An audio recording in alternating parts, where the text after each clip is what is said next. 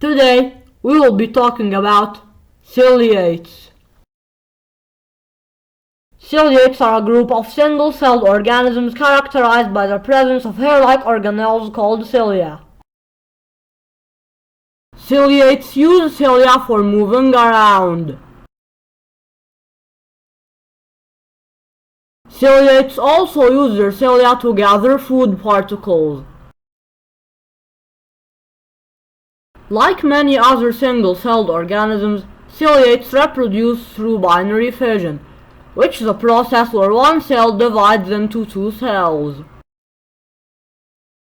Ciliates are extremely diverse. They have a wide variety of shapes and sizes.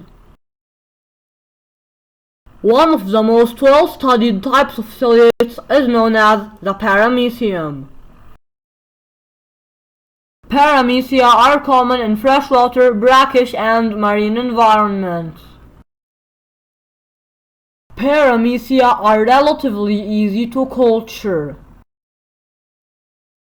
And that's the end of the video. Bye, see you next time.